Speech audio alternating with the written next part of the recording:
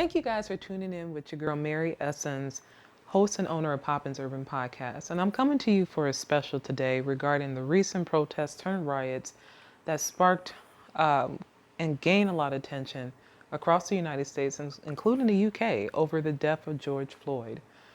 As you can see in the video, there's a lot of frustration with everyone regarding many African Americans who are targeted by the police and being killed like dogs. And enough is enough. People are tired. We're sick of it. And a lot of these peaceful protests turn into riots. And a lot of people are saying, oh, they shouldn't do it. It's not right. But let me get your opinion about it. What do you think about it? We're going to examine a couple of people in their perspective and look at the damages.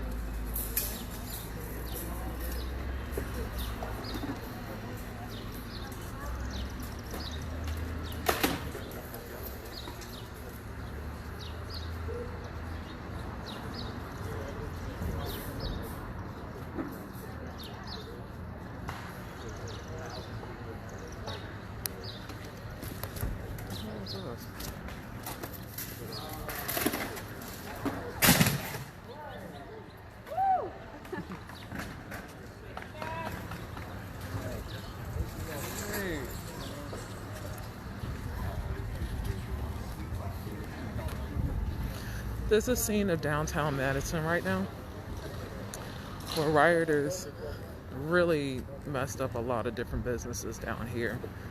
And like I was saying last night, it was majority white folks that was down here, to be quite honest with you. So I'm coming down here to clean up because at the end of the day, this is my community. This is where I stay at. As well as making sure that at the end of the day, I'm doing my due diligence even as a citizen, period. But as you can see, yeah. So I'm probably going to get to cleaning up the graffiti. And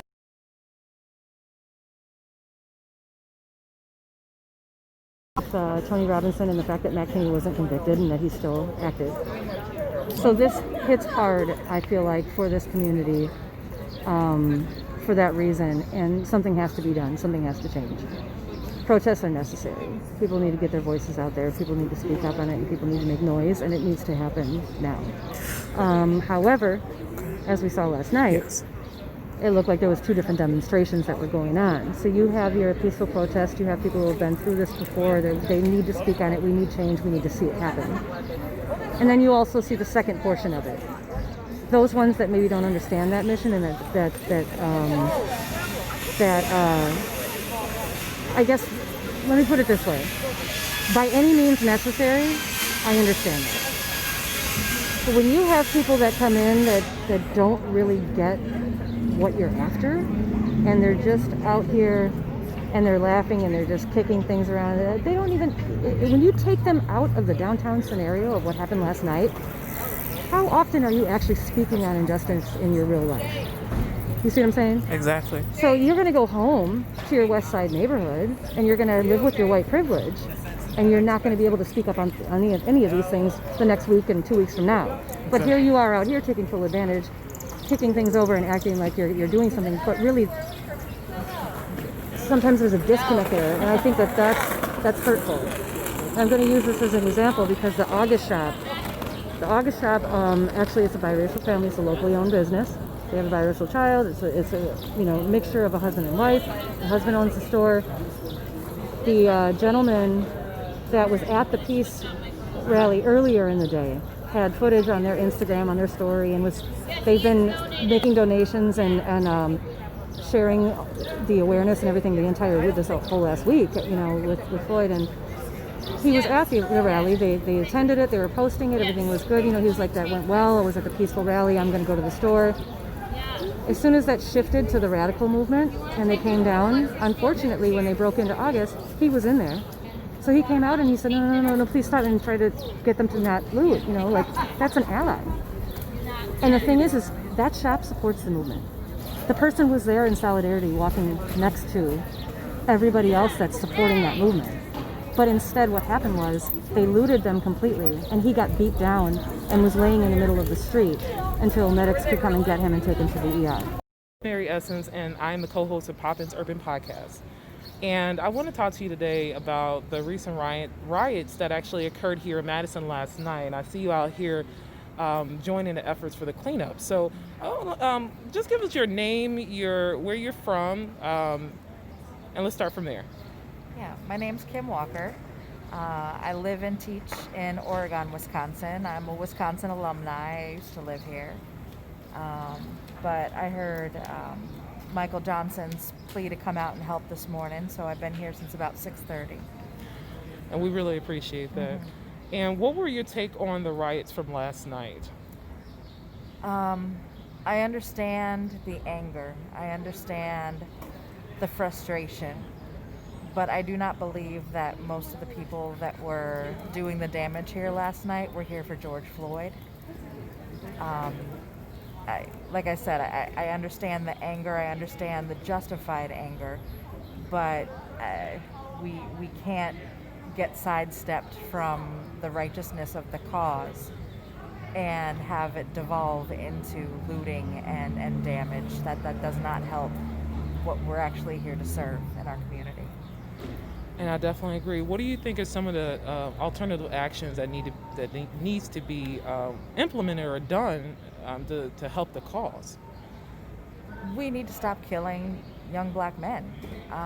We need justice to come out of the police department. We need to hold people accountable for the inequitable treatment of black people. I mean, if you look at the UN report that came out in 2019, I mean, America is messed up. For holding crimes equal, a black man is 6 times more likely to go to jail than a white man for the same exact crime. And until we fix that systemically, this is going to happen. And God help us all if these men are not held accountable. This is just a pittance of what's going to happen in our country. And given with the history and the statistics provided, do you think that justice will actually prevail in this case for George Floyd? It must. It has to. I mean, they're talking now about how he had a pre-existing medical condition. It doesn't matter. He could have walked around healthy into his 90s with that pre-existing medical condition. The fact is that one man put a knee on another man's neck and murdered him. So justice must be carried out. And if I believe it must. And if in the event that America fails in providing that justice, do you think that it will be another riot, or you think it'll be worse than what it is today? Absolutely, it'll be worse than what it is today. What would you call for the actions of the mayor in Madison, how to combat this? What steps you think that she needs to take, as well as the governor across Wisconsin, to help in the efforts with minorities, with us here? I mean, it has to be their voices leading the way. I know a lot of very good people who are leading the black community right now, from the folks at Nehemiah to Boys and Girls Club, Madison 365, Percy and Rainey over at Institute for Critical Consciousness. I mean, there are people in leadership roles that need to be the ones to step up and lead this with the mayor. And unless their voices are at the table, white people can't do this. Like, this has to come from people of color who are leading the way. So the mayor needs to listen to those people, have those people at the table, and that's how a solution is going to come to be. But, if justice does not prevail, I don't know how you stop something like this from happening again. I'd like to thank you again for providing your insight on this matter, just from the white perspective. What is it going to take for this world to realize that it is not okay to keep taking our lives? are black men, are black women in this country. We try to do the right thing, try to be model citizens, but yet and still, we're still being targeted. We're still being hunted down like dogs and lied on. When is it going to stop? And with these riots that are currently happening in protests, they're needed. In my personal opinion, it is needed because we have gone long enough trying to obey the rules as much as possible for the rules to constantly be changed on us.